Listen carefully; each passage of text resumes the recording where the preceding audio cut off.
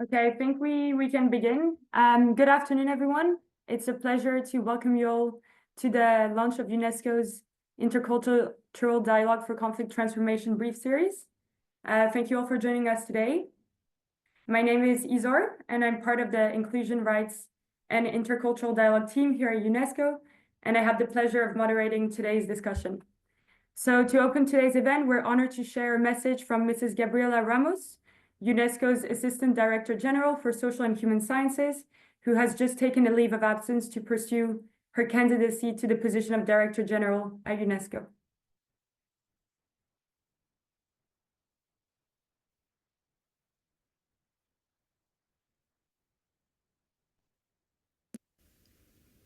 Ladies and gentlemen, today we gather at a time of profound uncertainty. Around the world, it often feels as though the forces of division and destruction are gaining ground. War and conflict dominate the headlines. Polarization is deepening, misinformation spreads faster than understanding, and trust in institutions is eroding in many places. And the very foundations that once felt stable now seem to be shaking. And in moments like these, we must remember that peace begins with people, with our ability to listen, to understand, and to engage in dialogue. And why dialogue? Because its absence is deadly. UNESCO data shows that 1.5 billion people live in countries with low levels of intercultural dialogue, with challenges like poverty, terrorism, and forced displacement are more than prevalent. Without dialogue, misunderstanding hardens into resentment, mistrust, and deepens into fear, and fear breeds violence. But where there is dialogue, there is hope. When people come together across differences, something remarkable happens. Barriers soften, narratives shift, and the seeds of trust and tolerance take root. UNESCO's social and human sciences sector has invested in the evidence to show why dialogue makes a difference and how we can apply it to solve concrete issues on the ground. The Intercultural Dialogue for Conflict Transformation series, which we proudly launched today, marks an important step in exploring the link between dialogue, peace, conflict prevention, and human rights. Developed in partnership with the leading peacebuilding organizations like the Auschwitz Institute, Interpeace, the Berghof Foundation, and Search for Common Ground, this series seeks to equip and support practitioners, policymakers, and CSOs with the essential guidance needed to leverage dialogue in their respective contexts. Through case studies, expert analysis, and actionable recommendations, the insights in these briefs remind us that dialogue is a daily practice that can take various forms in diverse settings, whether it is by developing intercultural competencies, in multicultural classrooms, using creative mediums, storytelling, theater, film, to foster reconciliation, or embedding trauma-informed dialogue in transitional justice processes, or supporting multi-stakeholder dialogue in designing early warning systems. These examples show that engaging in dialogue renders peace processes more inclusive, locally led, and culturally rooted. And today, as we launch this series, let us remember that peace is not an abstract ideal. It's a deliberate and continuous process, requiring patience, courage, trust, and above all, human connections. And in a world where so much feels beyond our control, dialogue remains a powerful act of creation. And I want to extend UNESCO's deepest thanks to our dedicated partners in this mission, and thank you all for attending this event. And I look forward to enriching conversations ahead.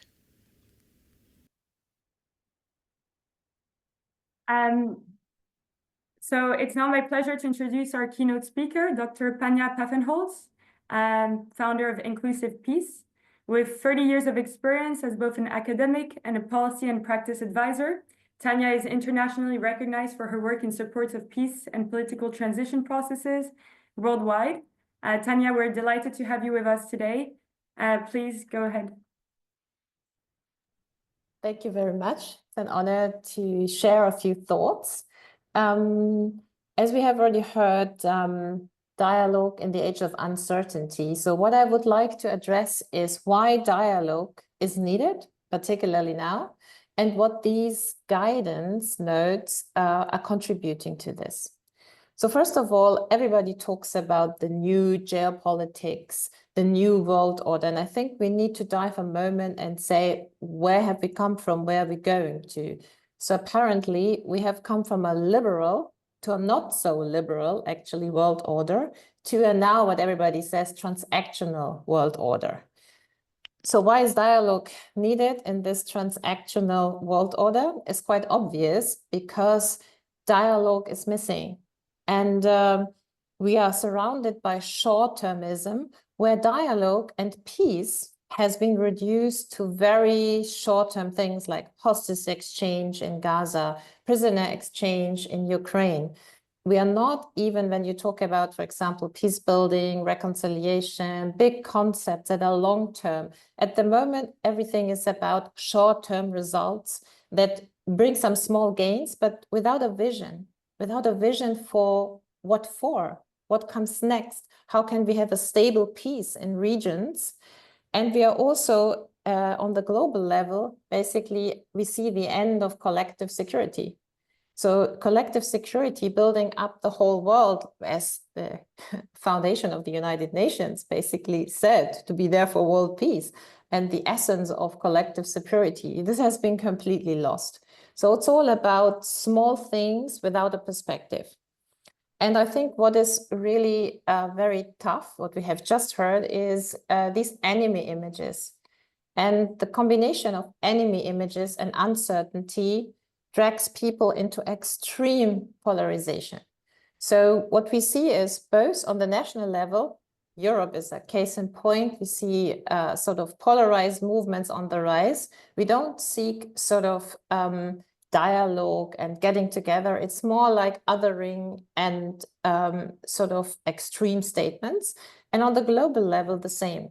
I mean, there is like the war in Ukraine is, I think, a good example, or let's say, to see that Europe is now, after Trump has basically said dialogue, it's not like, oh, there's dialogue. This is something good. But of course, we want to see what Mr. Trump means by that. No, it's more like, oh my God, what is happening? We need to militarize.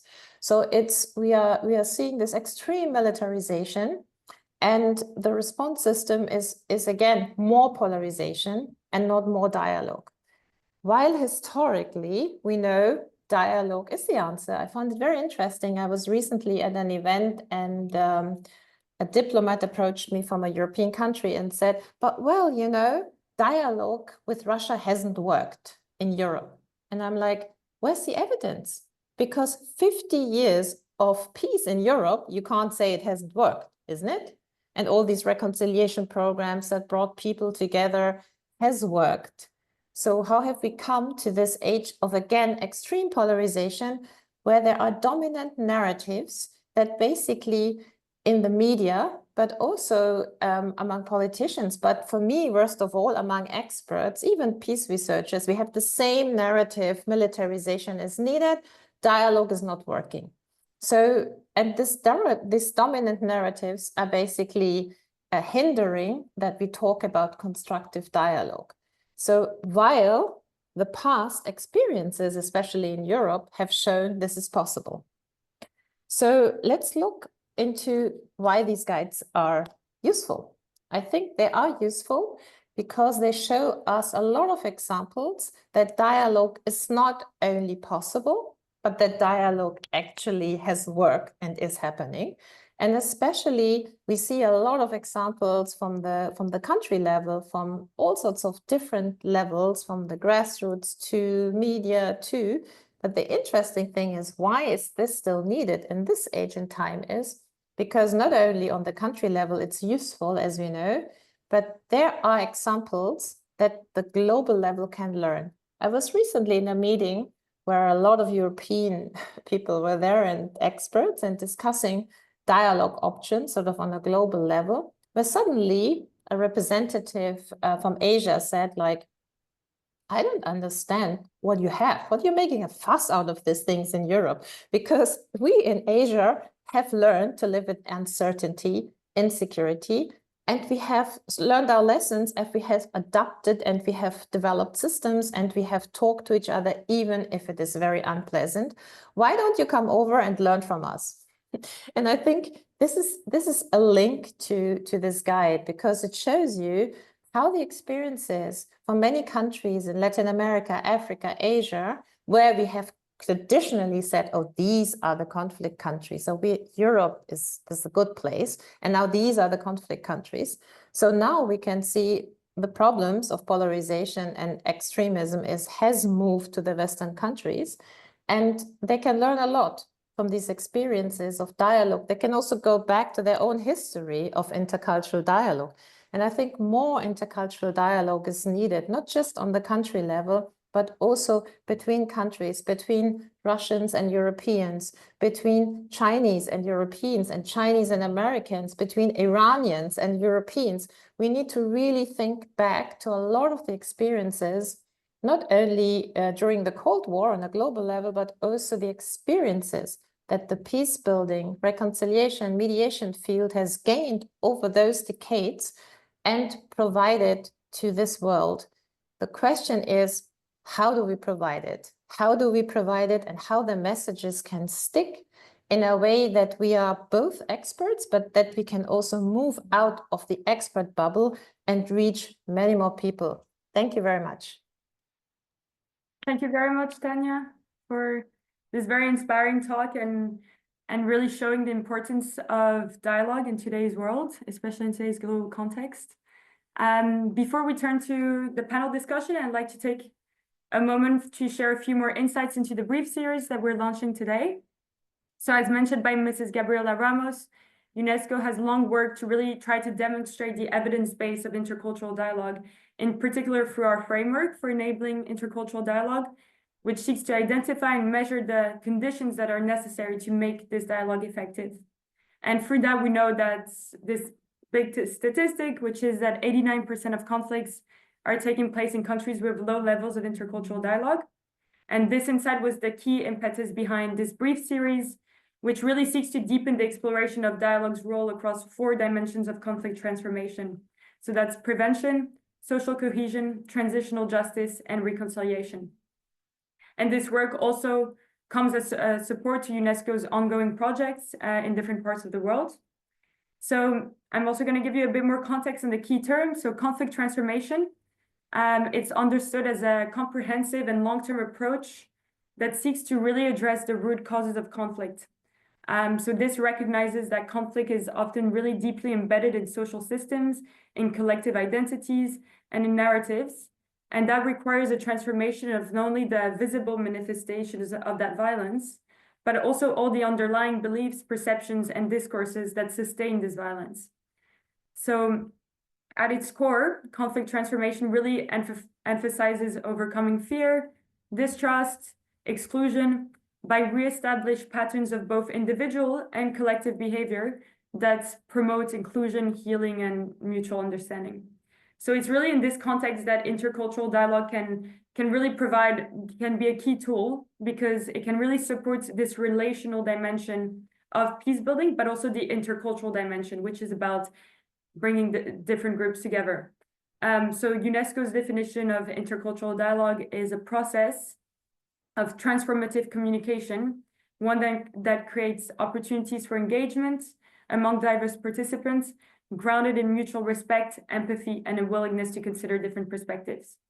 So as you'll see through the case studies featured in the briefs, this dialogue can take many forms. It can be intergenerational, multi-stakeholder, interfaith, interclan, interethnic, and it can also be expressed through various different mediums, which include theater, arts, media making, education, documentation, and many more.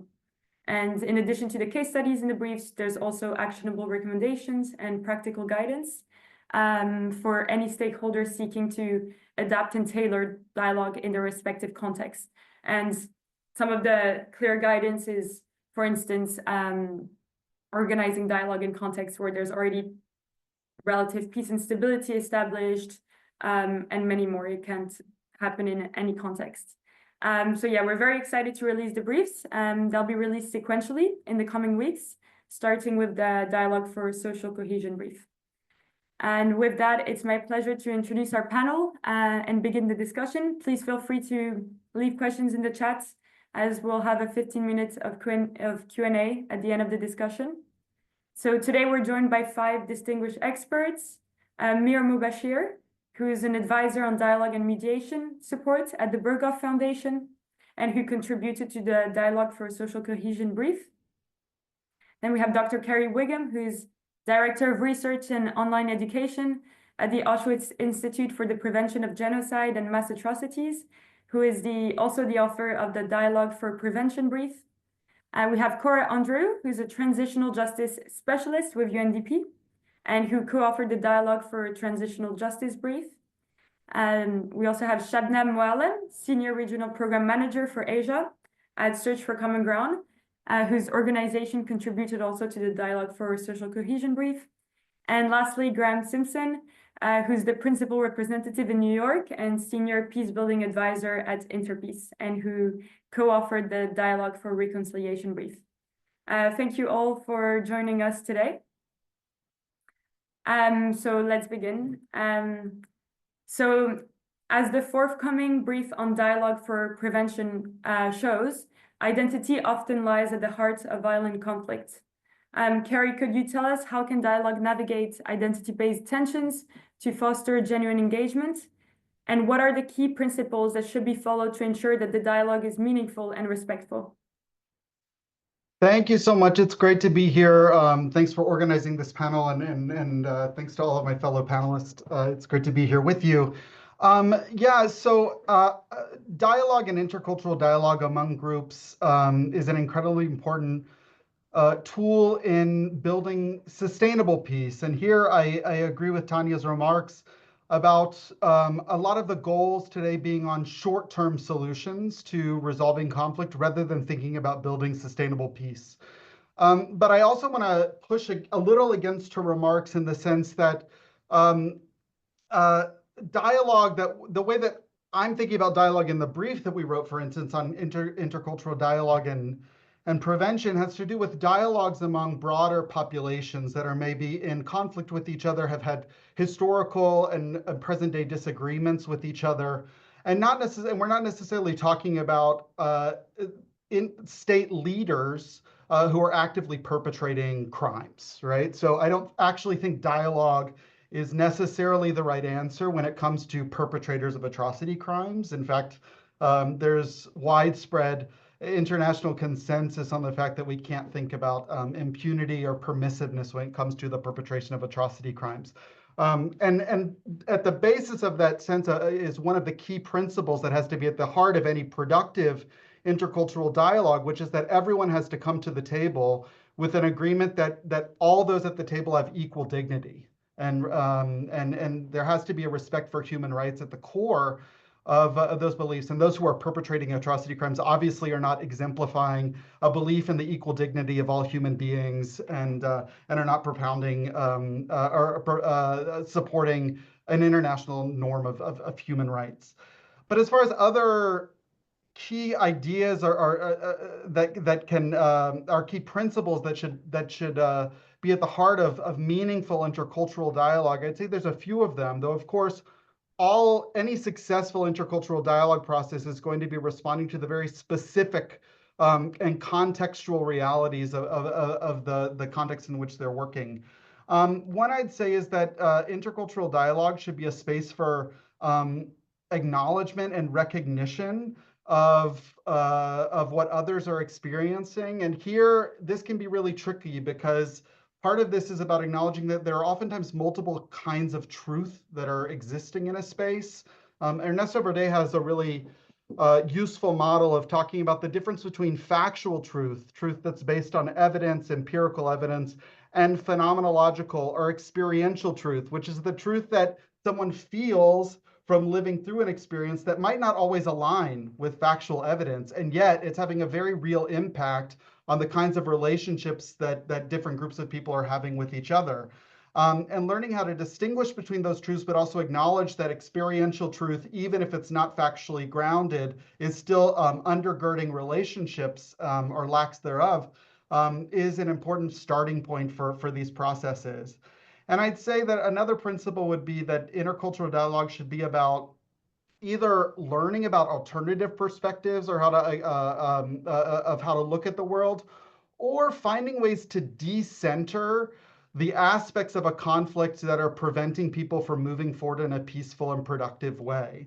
And oftentimes, what that looks like is figuring out what are the shared goals that groups of people have, despite disagreements and despite historical grievances.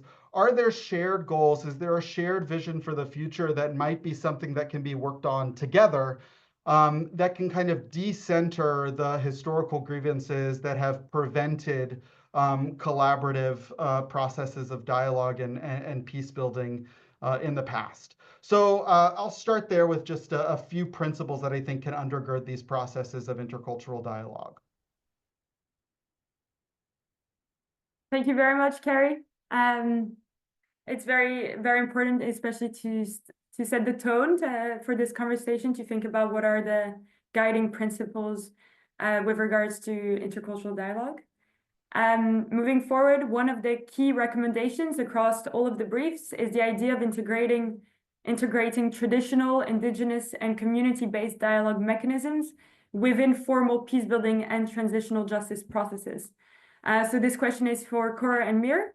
Cora, could you start by telling us how this could be done?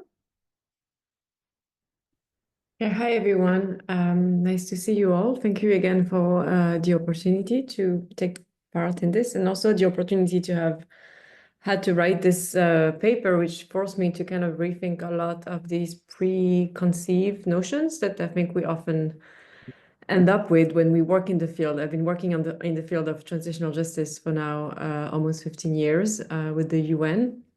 So this was really a challenge for me and forced me to rethink a lot of these preconceived ideas that we have. And one of them, I think, that we all are kind of guilty of is this emphasis on community-driven, grassroots, bottom-up. These are words that we all use in our daily work or you find in academic papers, but without really knowing, like, okay, what does it mean really? And how do you concretely do it? It's like a magical formula, but I think if we want to really reinterrogate transitional justice through the prism of intercultural dialogue, which is what we try to do in this paper, I think we need to go a bit beyond and kind of in a almost postmodernist way of really reframing these. And this is what we try to do in the brief. We try to really look at kind of question this victim-centered participative approaches that are always stressed and kind of became the new tone of transitional justice, the new universal language. It's been set by the UN Secretary General in the latest updated guidance note on transitional justice of 2023, which really stresses this. But concretely, the question remains of how. And I think dialogue is a way to kind of give more texture to this. So with regards to traditional mechanism, what we did in the paper, what we looked into some of these practices, like in Uganda or in Rwanda or in other contexts, like Libya also, where I'm currently working, and try to see if these mechanisms can actually be an alternative or replacement or complementary to formal justice systems, and if so, how. So we try to look at how we can maybe push for some kind of normative shift where transitional justice could be more rooted in dialogue and move beyond a purely legalistic understanding, which I think has dominated the field, even when we were relying on traditional justice like Gacaca or Mato Put in Uganda. These were kind of used as a, like a cover or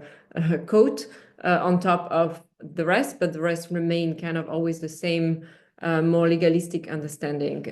So how can we shift this and really reverse it so that we really prioritize cultural, social, economic even interventions, and the goal being really empowerment, of survivors, I prefer, rather than talking of victims, how to integrate education for peace, all of this as essential components of transitional justice and peace building. So it's really more like a rethinking of the entire field, away from strictly state-centric approaches. So this is how I prefer to think of it, instead of saying, let's use some traditional practices on top of this still mainly legalistic and westernized, we have to say, understanding of transitional justice, because it's also guilty, and I think we all are, of some kind of idealization of what's traditional. And I've seen it in many contexts, that because it's traditional, it's good, because this is what people have been doing for centuries and so on. But we know that in many cases, when it's dealing with women or sexual violence or some ethnic minorities who are rejected from these practices, or and the inadequacy of these mechanisms also to deal with crimes like war crimes, crimes against humanity, and genocides and so on. So I think there's more research needed on these and how to integrate them, but it should be part, as I said, of this kind of wider, really transformational shift of transitional justice, which has been really tried and pushed for by many academics and developed, but I think not enough yet impacted those working on the ground. Beyond these calls for more participation and victim-centered approaches and everything that we say and that we know is what's needed to increase the legitimacy of these processes, we know that we need to co-construct them with the citizens, with the survivors, but how to do it is more, I think, now the question, and how these traditional mechanisms can be useful, but not the magic recipe. I think they should be one of the tools, but not just the other one. And this is why I think dialogue is a more interesting framework to think about this change than solely relying on informal justice system. And again, trying to always be careful of not idealizing these traditional practices, the same way as we should not idealize victims' participation or victims' consultation as inherently good, because it can also be something that creates more damage. And it's something that we can discuss in the other questions, but we also tried in the brief to look at the socioeconomic conditions for dialogue to be possible and to be actually not recreating dynamics of exclusions. And I think it's also something to consider when we talk of traditional justice processes, because they can also recreate these same dynamics. Thank you very much, Cora. And now on to you, Mir. Same question. Yeah, thanks, Isara. I hope you can hear me fine. Thanks for the opportunity, and really an honor to be with esteemed panelists. Just to, I mean, Cora really wonderfully put in, justice mechanisms, traditional, and pros and cons of that. I would focus on in the traditional and indigenous dialogue mechanisms that are already there and how they have been integrated into formal processes. Now, this integrating into, I think, needs a bit of a expansion. So one, it can mean that formal processes that are obviously a response to a certain events of violence or systemic violence, that they try to build on, adopt, or institutionalize already existing informal and indigenous approaches. And there are many examples out there. Just to mention two of them, like the talking circles tradition in the indigenous peoples of North America, where you sit in a circle and you're speaking one at a time using a talking piece, such as a feather or a stone. This really invites respectful and deep listening among the participants. And in the processes of the Canadian Truth and Reconciliation Commission way back in 2008 and onward, they used talking circles to play a role in facilitating dialogue among survivors of the residential school system and the broader public, with the aim of fostering restorative justice efforts and collective healing. Another interesting one from Indonesia, namely, we know of the traditional / religious practice of musyawara mufakat, which literally translates to deliberation and consensus. And it's a collective approach that ensures that all voices are heard before reaching consensus and making decisions. And it is widely used in rural assemblies, but it has also been adopted as a mechanism in the national parliament. What I've also read, though, that while this is a great thing to do everything based on consensus, it can also delay things because consensus making takes time. But at the same time, I would look at integration as more of connection between existing dialogue mechanisms in a particular community, in a particular national or local context, into the formal and semi-formal and informal processes that need to rise up to respond to a certain issue.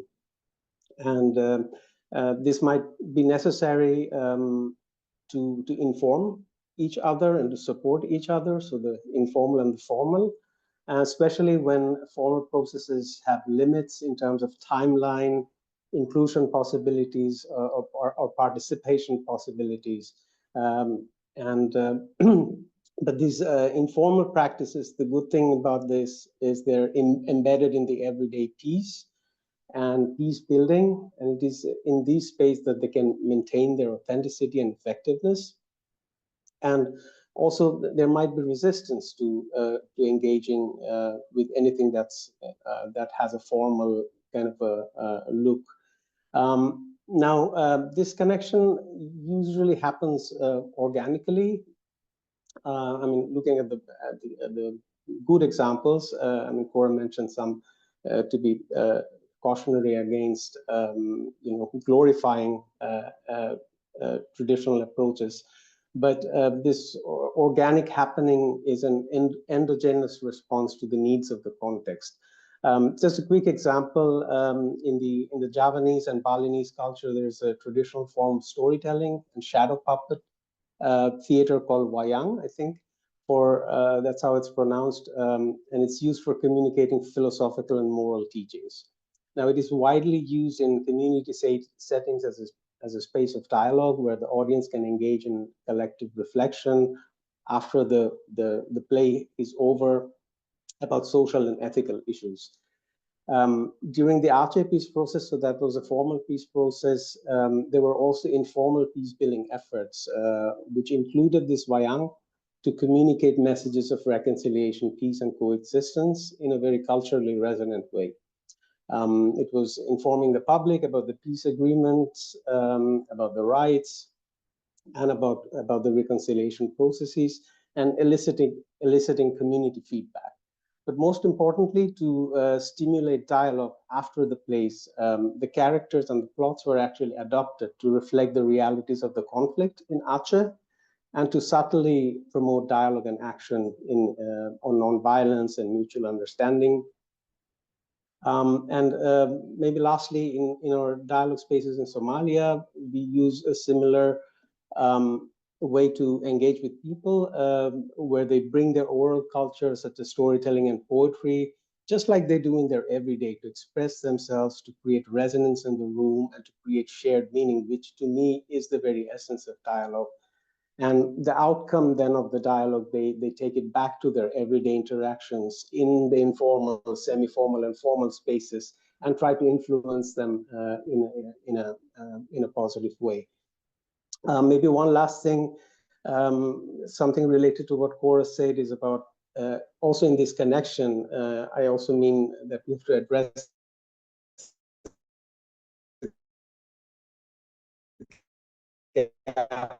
and limitations that might be there, that have been traditionally exclusive. We need to find creative ways of doing inclusive processes. And quick example from Somalia, the customary conflict resolution and dialogue spaces are usually male and elder only spaces, but it's not necessarily that they don't want to include women and youth, but traditionally the practice has been exclusive. So for us, it's not about changing the tradition, but finding creative ways for creating complementary spaces of dialogue among elders, men, women, and youth, and various factions of the society. And here, what proves very useful is religious pointers and also Somali traditional wisdom, for example, that comes from proverbs and poetry. And that really opens up the space for such to addressing the gaps. Yeah, so I think I'll leave it at that. And thanks a lot, Mir and Cora. I think it was very complimentary response about the idea of not fully glorifying such practices, but finding ways in which they can be complementary when they do support transitional justice and peace building. So the next question is also linked to another key recommendation in the briefs, and that is the idea that of leveraging creative mediums such as theater, film, or art as a way to foster mutual understanding and tolerance, especially in diverse societies. So could you tell us, Shabnam and Carrie, what makes these approaches effective and how they can be scaled or institutionalized in peace prevention processes? Shabnam, please begin. Thank you so much for this opportunity and for this timely discussion on the importance of dialogue. Yeah, I mean, creative mediums provide a very unique space for building empathy and addressing, the principle that Carrie also mentioned about the emotional impacts, right, that we need to recognize when we're talking about fostering a space for dialogue. And in highly polarized communities, particularly those impacted by violent conflict, it can be very difficult to even imagine speaking with, much less connecting to, someone from the other side of the conflict.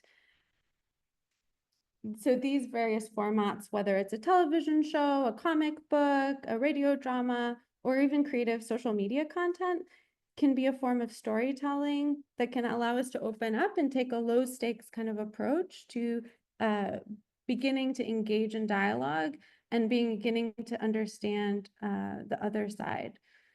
One example I'd like to share is from northern Nigeria, when the state started a program for reintegration of voluntary defectors from Boko Haram. Communities were not ready to accept them back, even though these included children who had been recruited by Boko Haram. But for families who had been affected by the violence, this was very difficult to imagine having them return. We worked with a local theater group to put on participatory community theater, playing out the different scenarios for reintegration, including how the cycle of violence could continue if these children were rejected by their community and therefore then would have nowhere to turn but potentially rejoin Boko Haram. In participatory theater, community members get to step in and play act with the theater troupe, personally feeling and imagining those conversations, those scenarios, and also showing how their actions can have an impact on their community. It allows them to start that process of acceptance and start being ready to have those dialogues when the reintegration process actually happened. So we really increased community acceptance by this creative format for dialogue. And as you were saying about institutionalizing, right, these methods, it was very important to work with an existing community theater group in northern Nigeria. We brought an expert in participatory theater from Sierra Leone, who had worked himself extensively on using community participatory theater in the post-Civil War reconciliation period, to work with the Nigerian theater group hands-on, training, mentoring, coaching, and share his experience for how this tool can be used. So the Nigerian theater group could continue integrating this practice of participatory theater in their work beyond, the scope of this single issue, much less any project or single intervention. Similarly, for example, when we work with radio programming or radio dramas, it's really important to work with existing radio programs, existing production companies, and we work with the script writers, actors, producers to see how we can integrate topics that foster dialogue and social cohesion into their existing programming. And in this way, we embed and institutionalize these initiatives to have that long-term impact. Thank you very much, Shabnam. Now on to Carrie. I love those examples, Shabnam. Thank you so much for sharing them. Yeah, I agree wholeheartedly that the arts can be a particularly useful tool for promoting intercultural dialogue because of many of the reasons that Shabnam has already outlined. The arts are a great way of reaching a larger number of people who would typically be involved in other processes of just sitting down and talking to each other in more traditional ways, right? So this is a way of getting larger communities involved in this process. Also, as Shabnam mentioned, I think the arts are particularly good at highlighting that experiential aspect of truth.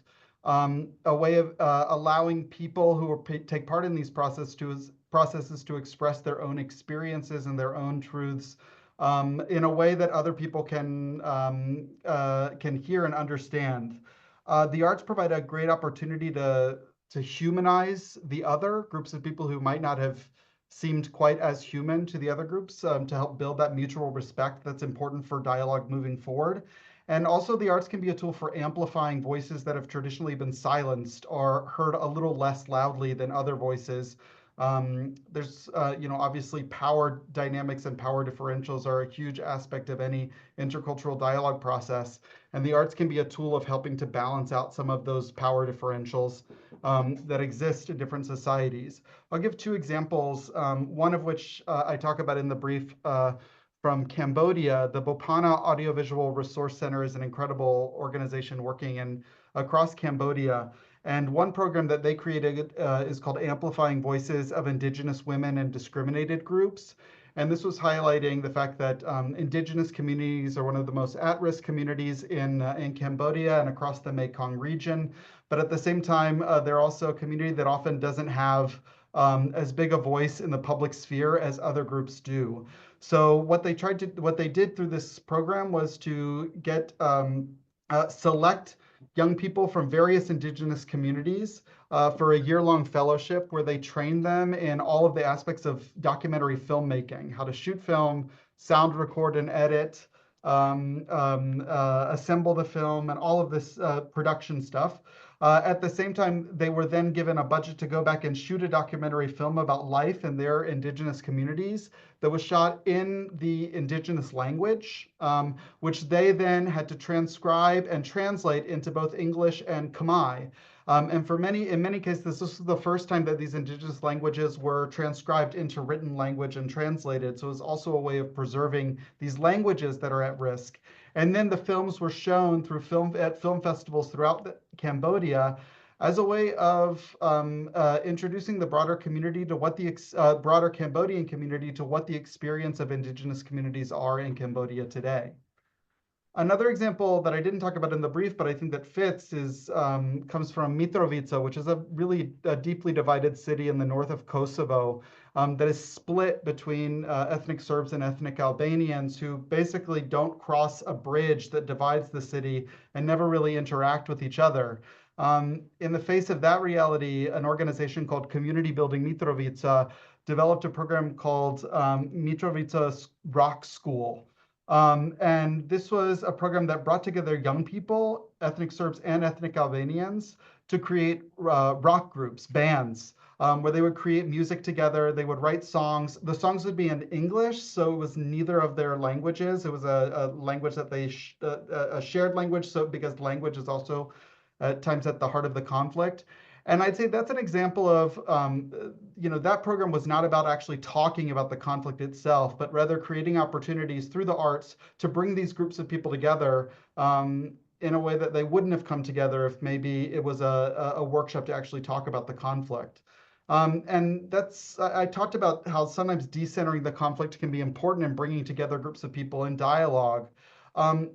Ultimately, that decentering can be a starting point to create and humanize the other so that then in later stages, there can be conversations about more of what's at the heart of the conflict. But that's just those are two examples of how the arts have played a role in promoting intercultural dialogue in two very different scenarios. Thanks a lot, Carrie. Yes, the theme of leveraging arts in in dialogue processes is really shown in a lot of the case studies for the briefs, and it's great to hear more examples today. So the next question is about building on the brief's emphasis on healing-centered approaches and trauma-informed dialogue, which really emerges as important in fostering trust and psychological safety in the context of dialogues. Graham, could you share with us what are the key components of a trauma-informed dialogue approach, and how can such dialogues create and sustain safe healing spaces for participants, especially those who have experienced deep-seated trauma? Thank you, Zor, and just to add my gratitude for the opportunity to be on this panel and the space to actually try and write something new in a field which has been very expansive on reconciliation. I think through that lens, a recognition of the importance in addressing the harm done in relationships as a result of violence and conflict is very important, and recognizing the psychosocial dimensions of that and how that can influence and plague and be informed by dialogical processes is really critical. But I do want to emphasize and in rebuilding or building or rebuilding social cohesion, in trying to cultivate trust and trustworthiness in relationships that have been damaged and in which the trust relationships have been damaged by a history of conflict.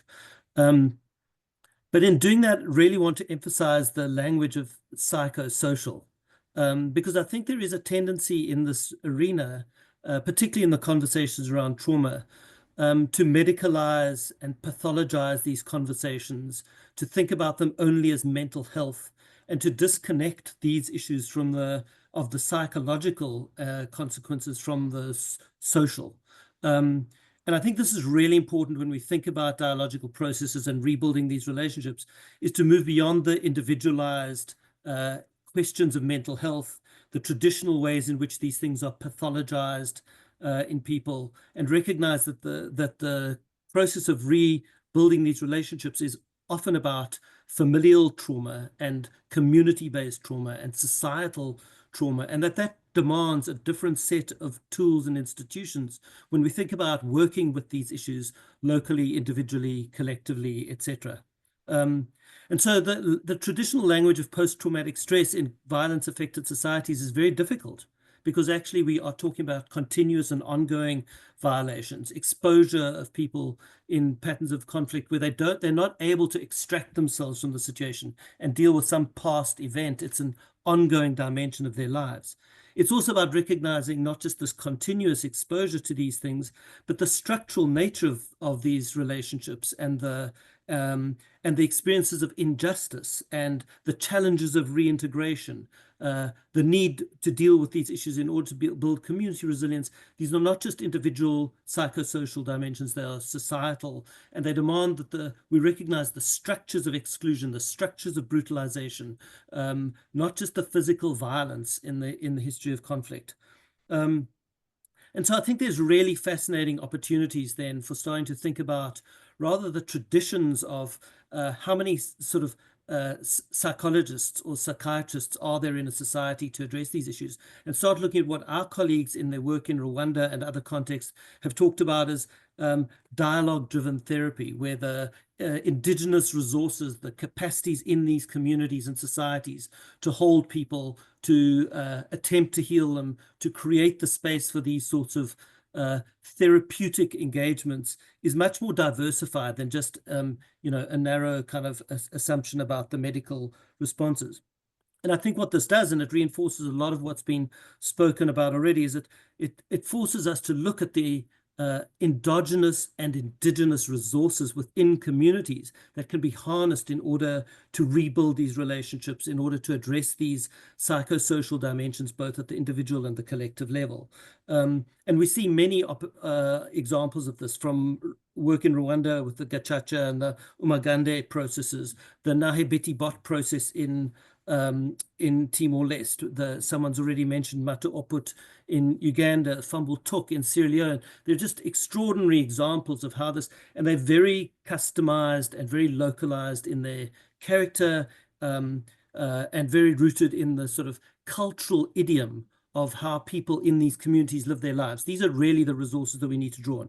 I do want to offer two kind of brief challenges to the assumption, because I think the conversations about trauma can become its own trap in thinking about how we rebuild reconciled societies. The first is we have to be really careful of either romanticizing these indigenous forms and assuming that they have some natural justice, automatic healing, some magical component that is not present elsewhere. We need to recognize they are contested, they are fraught, they're difficult, they're painful. We need to equally be really wary of demonizing them, that these are just exclusive systems that don't really work, that, you know, both of these are very patronizing. And I think we need to be really careful of doing that, treating indigenous systems like they somehow have a magical capacity that others don't. And I think what this also means is that we have to be very careful about gravitating very quickly to a conversation about catharsis and healing, rather than recognizing that often in societies emerging from violent conflict, this is about learning to live with unresolved processes of experiences of trauma, rather than this assumption of healing and catharsis. Because otherwise we often treat addressing trauma as the solution to these things, and that produces sometimes palliative or remedial approaches rather than transformative ones that are addressing the structural underpinnings of these relationships. We deal with symptoms rather than systemically with the causes of conflict. And we see trauma, dealing with trauma as the end point rather than as a stepping stone to building more resilient communities and societies that can live together despite difference, etc. Thank you very much, Graham. It's really interesting to hear what the potential of trauma-informed dialogue is, but also its limits, and how sometimes some conversations can be trauma-inducing and therefore limiting in their effects and even regressive. Moving on to a different approach to dialogue, which is that of environmental peacebuilding. So as we know, environmental peacebuilding has emerged as a real entry point for dialogue in many conflict-affected regions, as can be seen in the case study on Somalia within the Dialogue for Social Cohesion brief.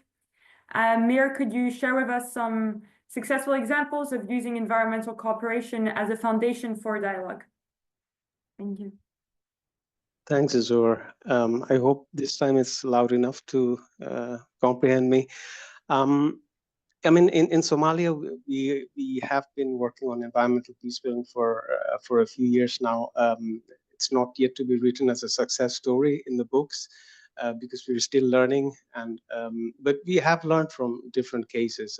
I'll just mention two quick ones. One from Colombia, where following the peace agreement with FARC, former combatants and local communities were engaging in dialogue on joint environmental restoration and ecotourism initiatives. And what this did was it helped reintegrate former fighters into society while addressing deforestation. It provided the ex-combatants with alternative livelihoods, which also helped with conservation.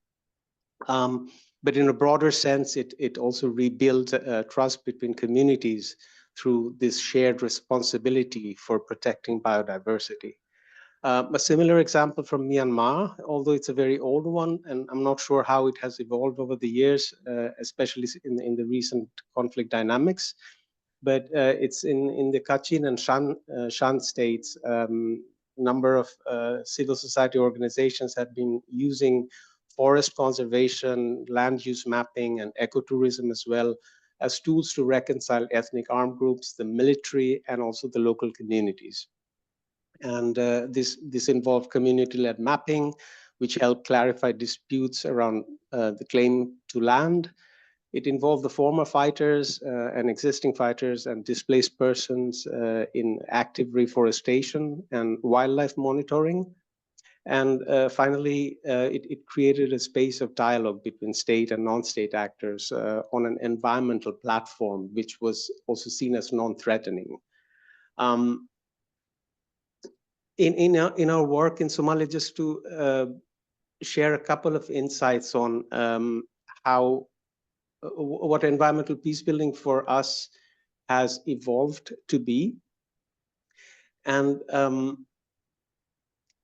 I mean, we have been navigating the underbelly of environmental peace building in Somalia. And I consciously say underbelly because it's Somalia, where due to the very complex dynamics of the environment, climate, conflict nexus, peace is very fragile, and it's about livelihoods, it's about survival.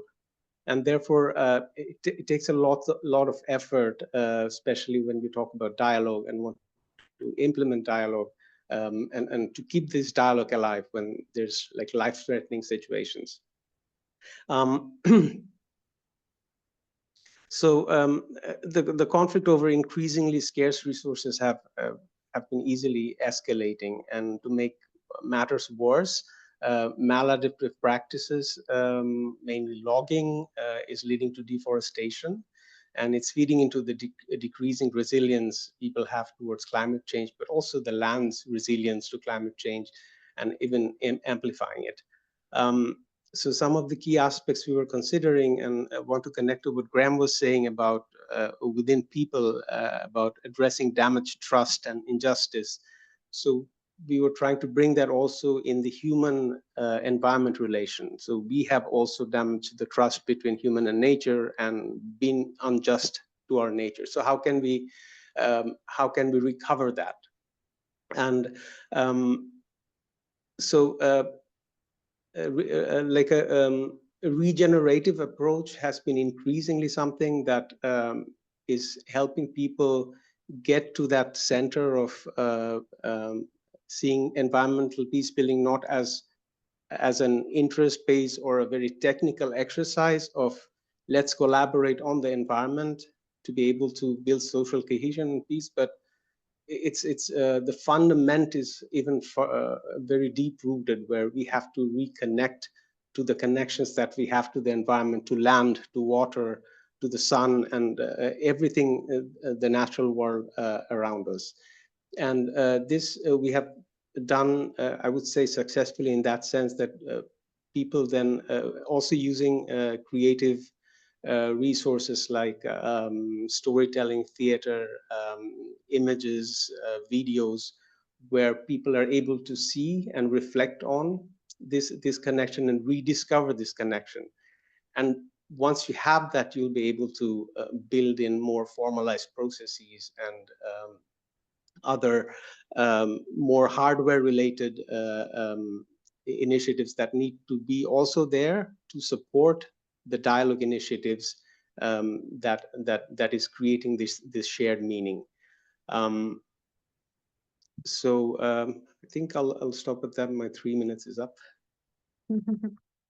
Thanks a lot, Mir. We're going to move on to another theme, which is that of memory. So the dialogue for prevention brief in the series, as well as some of the other briefs, they really underscore the importance and the role of memory and remembrance. So Carrie, could you tell us a bit more how memorialization effort can be designed to foster inclusive dialogue and collective healing, and how this can be done rather than necessarily reinforcing divisions or reopening historical wounds? Yeah, again, as with everything, it kind of depends on the context. Oftentimes at the heart of the conflicts that are trying to be resolved through intercultural dialogue are distinct memories or understandings of the past, or ways of describing the past, the stories that different groups tell themselves about the past.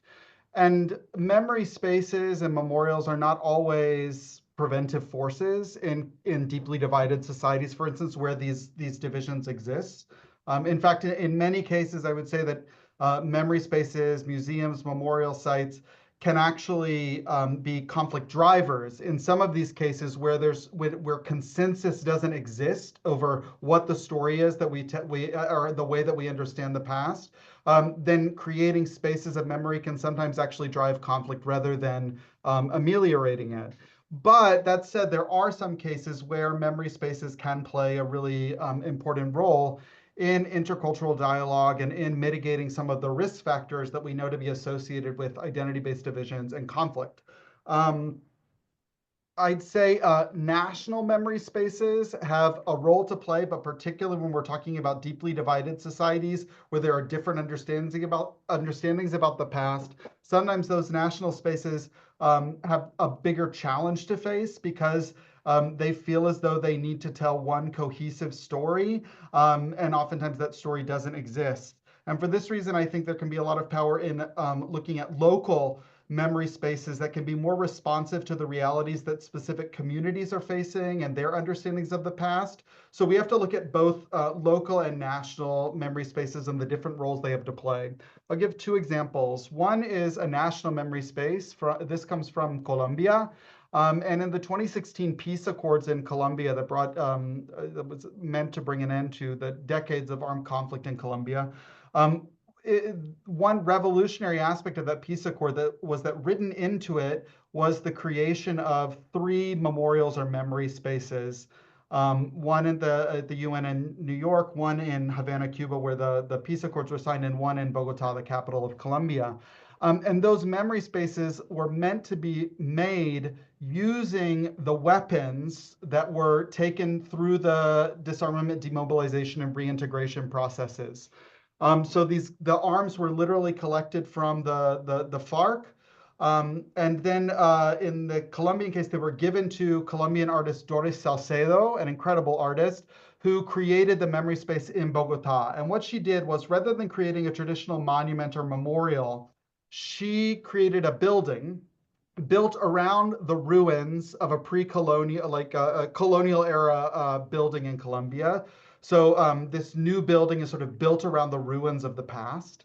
But she melted down the guns and then brought in women who were victims of sexualized violence during the armed conflict to pound metal molds in which that metal from the guns was poured into, and then it created tiles on the ground. And those tiles were used to build the foundation of this new building, which consists of 3 different rooms. At times it's used as an art exhibition space, but the intention was for this to be a space for dialogue and conversation and conflict, but conflict through democratic means rather than through violence.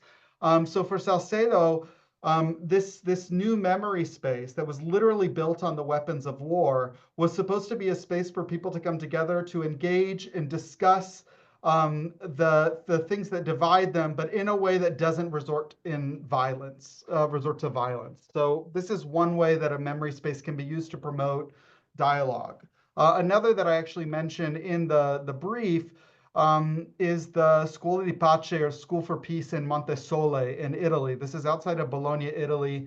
Montesole was one of the sites of the largest war crime on the Western Front during World War II, where the Nazi troops, when they were fleeing Italy, they massacred these villages in the mountains outside of Bologna, killing many civilians. And now in the ruins of those war crimes, the School for Peace in Montesole holds intercultural dialogue with young people from deeply divided societies across the world. And they bring them for these, what they call Peace in 4 Voices, where they bring groups of people from 4 different groups together to spend a week together living, working together, so they can learn to humanize the other, learn from others, and also so they can talk about the conflicts in their lives and their misunderstandings outside of the context, the heated context in which they live. So bringing, for instance, Bosnian Muslims and Serbs from Bosnia to Montesole, bringing Israelis and Palestinians, bringing ethnic Serbs and ethnic Albanians from Kosovo to Montesole.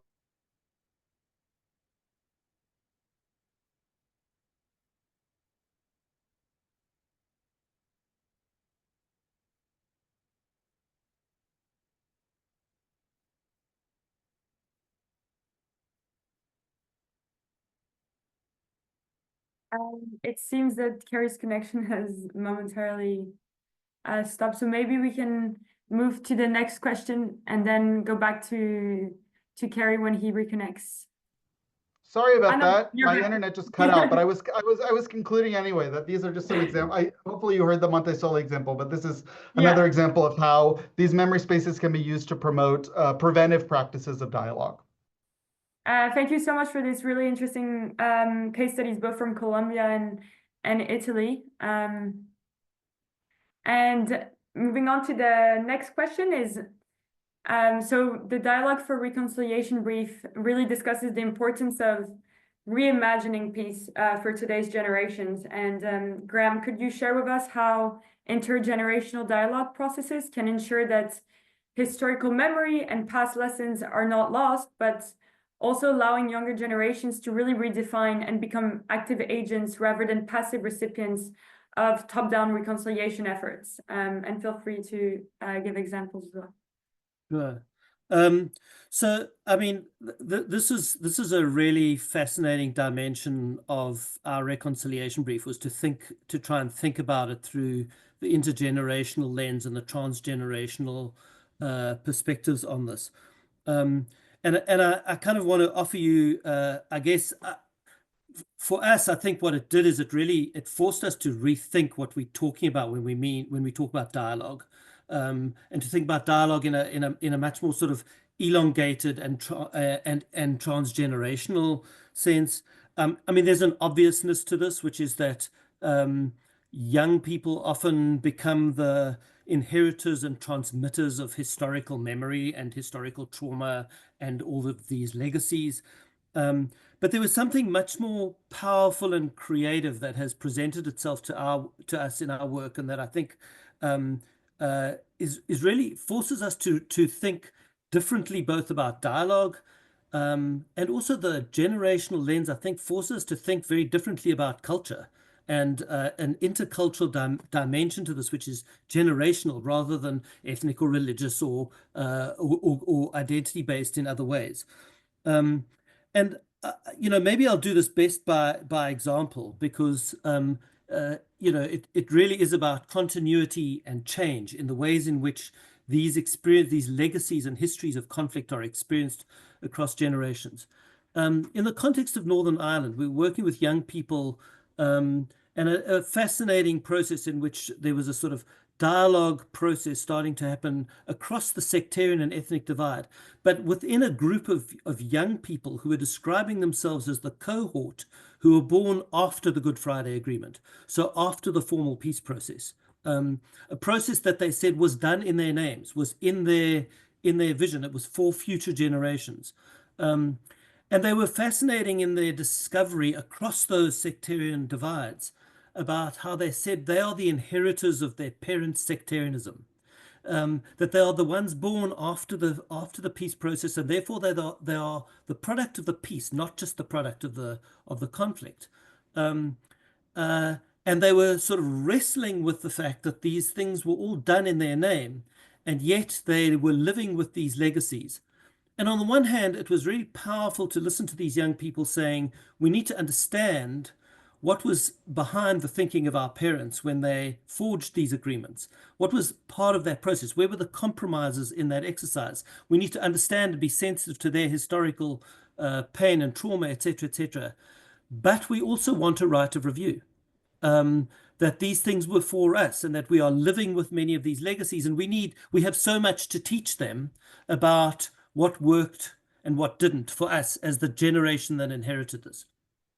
It wasn't hard to make the stretch from that to a much more angry conversation in my own country, South Africa, where the born free generation is very often articulating its sense of betrayal in a transitional justice and transformative process in which they didn't feel it delivered the decolonization of their educational, social, and economic justice. In Guatemala, a generation of young people inherited a peace process in the 90s, and who were in many respects condemned to the sort of trash heap of the gangs and the drug cartels, etc., etc. And yet in 2023 were on the streets peacefully defending a new democratic election. And post-genocide Rwanda, Burundi, Bosnia, Sierra Leone, Timor-Leste, all of these peace processes in the 90s that have this sort of a generation later, the next cohort that has inherited this, with this fascinating conversation about saying, how do we see this? What's worked for us, what hasn't? And in this way, I think this sort of notion of intergenerational dialogue, this sort of putting into practice Michael Ignatieff's argument, sort of quote that history is an argument, that actually the problem here is not about conflict. It's about violence and violent conflict, and that the sort of dynamic debate between generations about these things really, I think, inspires and shifts the way we think about intergenerational dialogue, the way we think about intercultural dialogue, and what it produces. And I just want to say one last thing about this, because I think it changes the way we think about peace processes as dialogical, and the inheritance of that, and how much we can learn from the next generation if we listen to them in these dialogues about what they've inherited. I think it changes the way we think about prevention from the perspective of the sort of more transgenerational and intergenerational approach. But I also think it teaches us an enormous amount about some of the generational dimensions that have really shifted, where the ground has really moved under our feet, and no more so than in the arena of social media and digital technology, which I think what we are learning from these processes is very much how we need to also think about how these things change challenge the very traditional tools as peace builders that we use and that we think that we utilize. So when algorithms define who's in the conversation, where information is looking for people and constructing the echo chamber within which these conversations have, we have to really worry about what that means for our assumptions about dialogue.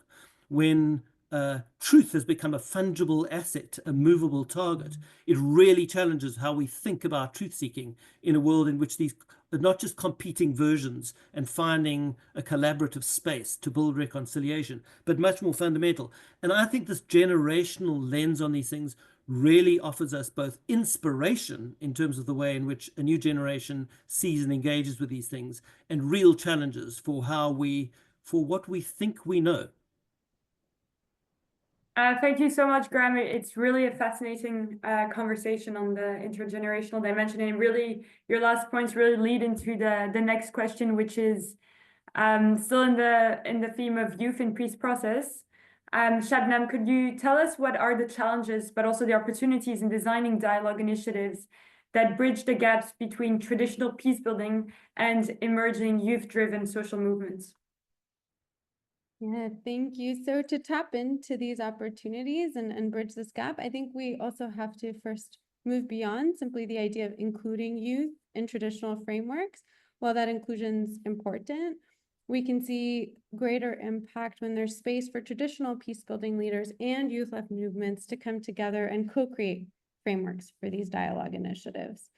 And one key challenge that we often find is quite practical, which is just identifying and engaging those youth-led movements.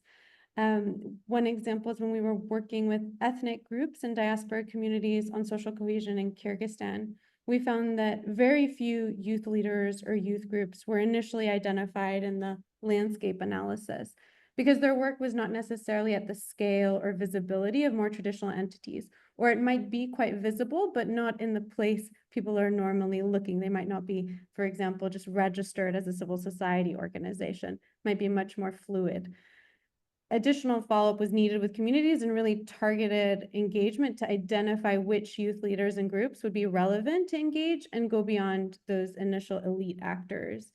Once we identify them, there's also the further challenge of ensuring that we adapt dialogue initiatives to meet their needs and overcome traditional age hierarchies that can hold youth back from actively participating. This requires facilitation to be adapted to foster that intergenerational exchange that can be so valuable, as Graham mentioned, and then additional time to build trust between generations engaged, and also to create a safe space for all participants to feel comfortable breaking those hierarchies and taboos. When we overcome these challenges, this approach provides many opportunities. A couple just to mention is, as Graham mentioned, youth are also very active in their digital engagement, and it also means they're just connected more with their peers. both through that digital engagement and through their wider networks. And they can mobilize a much broader cohort of people, including harder to reach groups and groups that are traditionally left out of these dialogue initiatives. So we can reflect a more diverse perspective of the community. On the other hand, engaging with traditional peace-building leaders can, whether it's religious leaders, community leaders, or even government actors and civil society leaders, can provide a lot of legitimacy and safeguards for these youth-led movements. For example, when we were working in Pakistan to develop an interfaith network of youth leaders, the program was often the very first opportunity youth had to interact with anyone from a faith other than their own. And we engaged religious leaders from their community and facilitated intergenerational dialogue as a key component to prepare them for the interfaith engagement.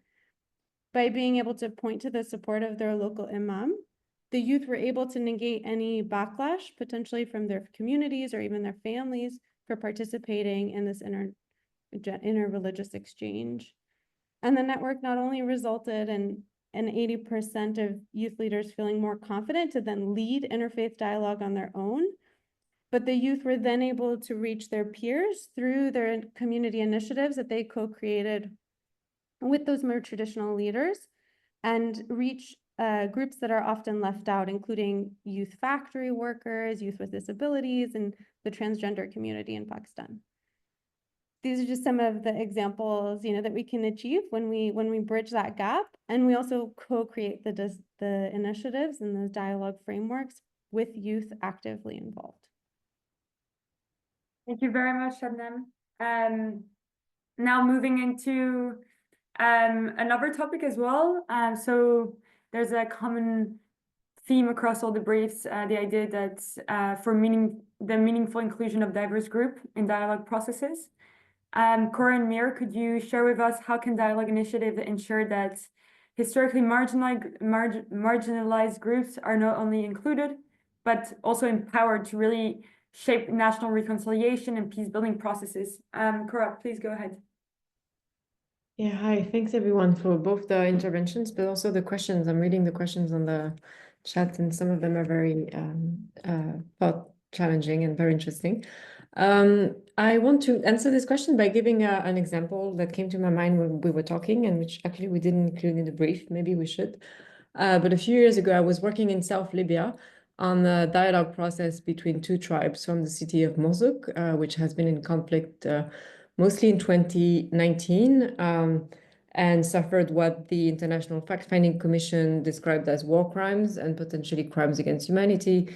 And half of the city was displaced. It was a conflict between two minorities, we can say. One is the Tubu, which is like an ethnic group from Sudan, Niger, and also is found in South Libya and don't speak Arabic. And the others who are the Arab tribes of the city, but also historically marginalized. In any case, we tried with UNSMIL at the time to foster a dialogue between these two. Again, as I said, when I opened with our notions, that dialogue is good and it's the first step to a peace process, and we need to have them sit together to understand what's their grievances on both sides and so on, except that for these tribes on both sides, actually, it's impossible to even think of sitting in front of the other tribe as long as there has not been any type of justice.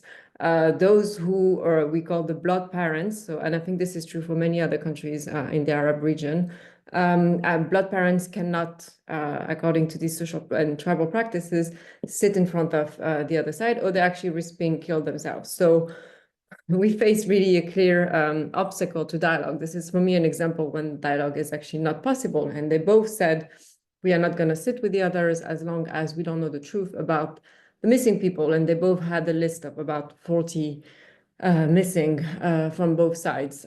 So I think this forces us to maybe reflect more. And we have touched upon this a bit, but I think we need to, and one question in the group was about this, when dialogue is not possible, and what are the different phases and the different environment that enable dialogue, and when it's not possible. And I think when you are either some social practices, like the case I told you about Mosul, but also some like immediate post-conflict context. Again, like Libya, where the security dynamics are not conducive to dialogue, like it's actually dangerous for youth or tribes or civil society to have these dialogues or meet.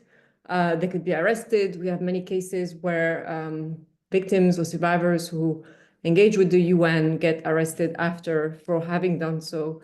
So I think we really need to also interrogate these civic space conditions, security dynamics, and the conditions for the dialogue to be possible, especially if we're talking, as in the question, about marginalized groups. So again, I think this whole discussion is really interesting because it forces us to really reinterrogate ourselves as practitioners or academics in this field and our notions of transitional justice and how to really try to deconstruct it, I think. Because I think too often, and I've been myself, again, this example of Mozduk, we are more maybe interested in kind of proving the relevance of our toolboxes or argument than really looking at what is actually working on the ground. And again, I think adapting to these cultural practices and looking at the enabling environment and maybe the different phases of conflict. I mean, we had some example about Italy or Northern Ireland. Okay, this is a context where the conflict is finished. And so the conditions is very different, I think, talking about this than talking about, you know, what dialogue about the genocide in Gaza or what dialogue about militias in Libya, where there have no political agenda, there's nothing to discuss. They just arrest civic activists and human rights activists.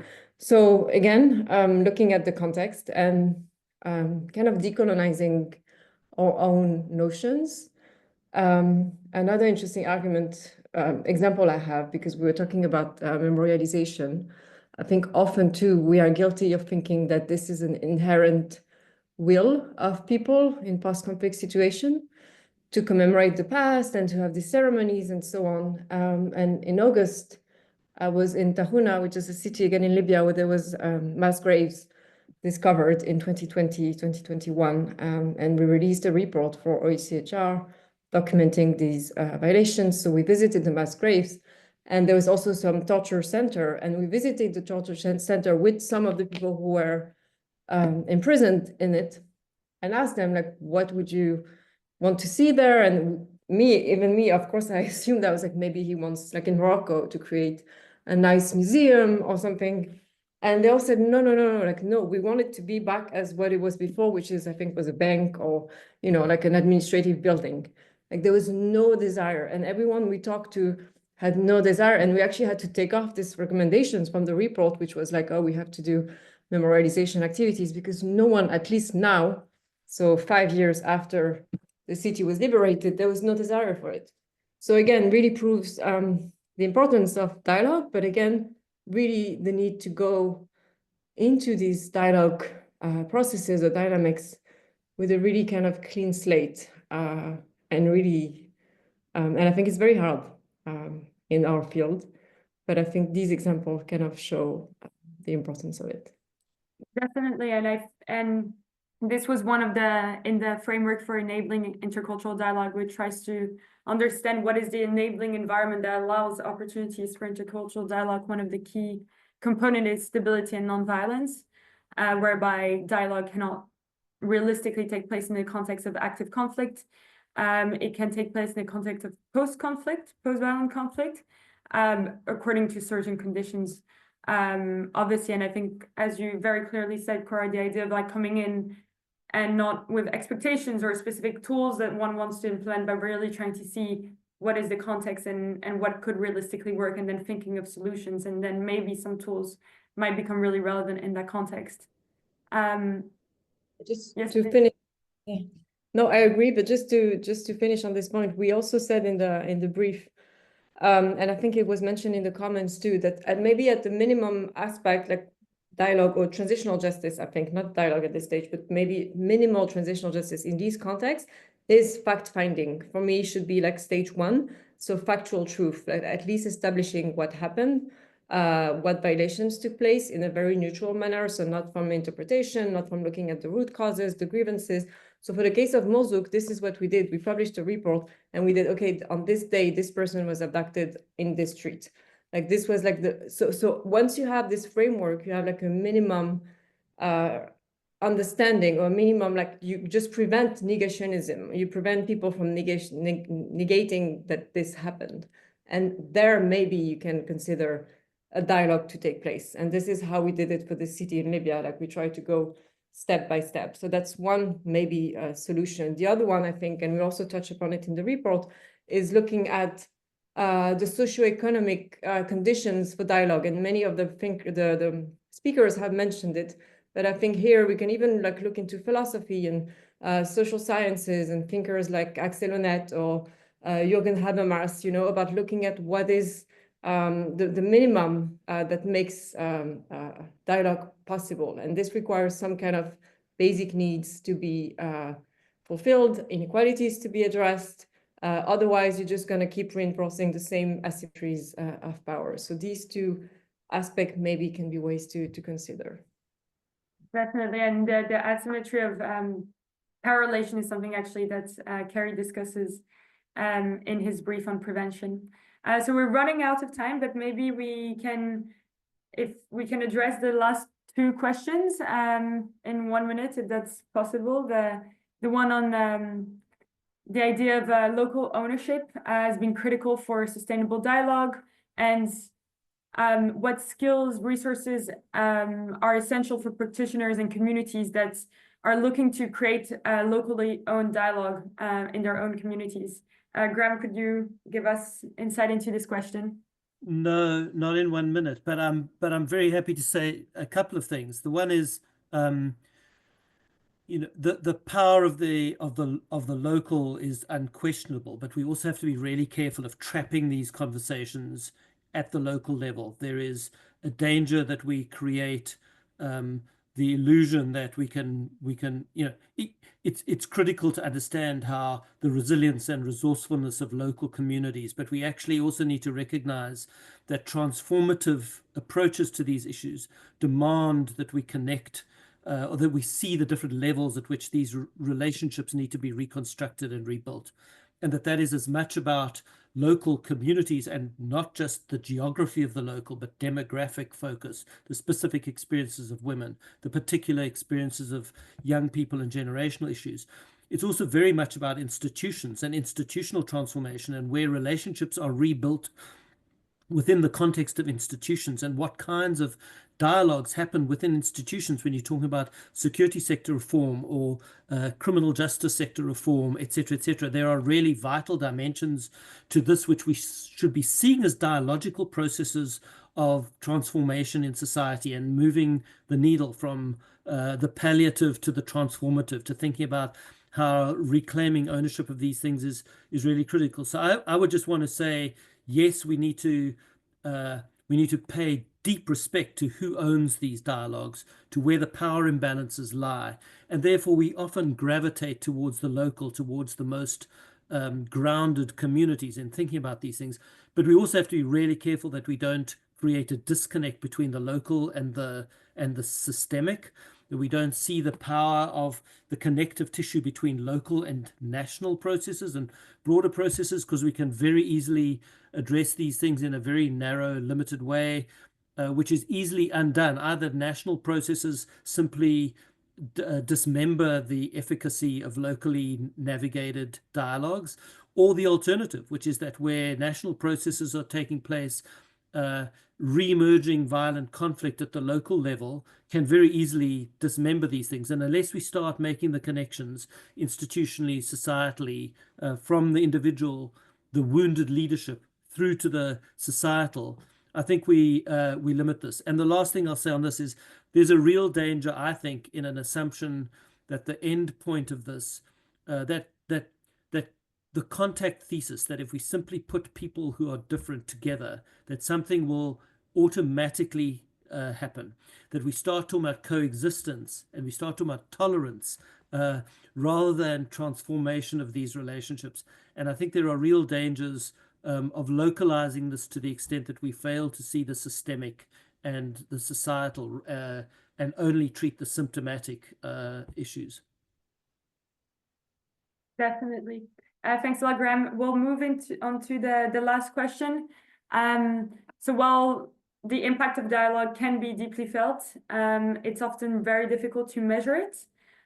So developing robust context-sensitive evaluation method is really key to also improving the practice and to understanding where does it work, when doesn't it work, what is the actual measurable impact. So Shabnam, could you share with us briefly what are some of the effective ways to measure the impact of dialogue initiatives in peace building and conflict transformation?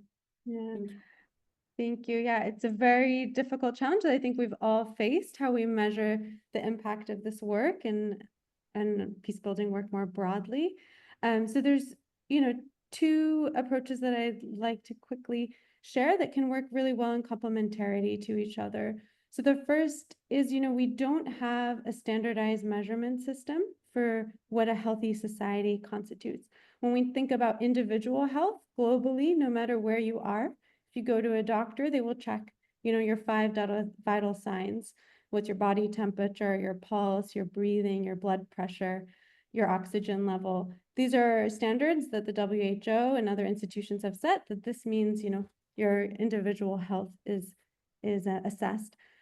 Search for Common Ground has, done consultations for the past 5 years and based on our work globally in the past decades to develop a similar framework. What are the 5 vital signs for a peaceful society, for a healthy society? And we've developed a framework of indicators that measure these 5 vital signs. The first being safety from all forms of violence. The second being trust, people's ability to trust each other across dividing lines. The third, legitimacy, people's trust in their institutions. The fourth being agency, the opportunity for people to influence their society. And the fifth being about resource investment, resources being put into these objectives. This standard set of indicators can help us see the long-term impact of our dialogue initiatives towards creating peaceful societies. At the same time, we do need to complement this, with a more localized approach. And we work directly with conflict-affected communities to define what the metrics of success are for them in their own perspective. What do they think peace would look like? What would be an effective dialogue initiative for them in their community? And we design localized indicators based on those discussions and those workshops with communities. That way, we're not only able to ensure that the dialogue initiatives that are designed are in response to their needs on the issues that matter to them, but we're also staying accountable to their metrics of success so that the dialogue initiatives are working towards what they see is the positive change in their community. So by using both these approaches, standardized metrics of success, as well as localized indicators, we can effectively measure the impact of our dialogue processes. Thank you very much, Shabnam. And sorry for going slightly over time and not having enough time to cover the Q&A, but I saw that some of the panelists have directly responded to the questions that were intended for them. So that's really great to see. But yeah, thank you to all our panelists for a really enriching and really insightful discussion. We're really unpacking different things that we can see in the briefs, and it's interesting to hear from different perspectives from very different organizations, all working within the peace building space. Thank you also to all of you who joined us today. So yeah, today's conversation really underscored the potential of dialogue, not just as a practice, but really as a process, as a continuous process, especially when it's rooted in culture, community, and context. We heard how it is an impactful practice, but it's also it can be a very cost-effective means of rebuilding trust and addressing grievances and for fostering collective healing.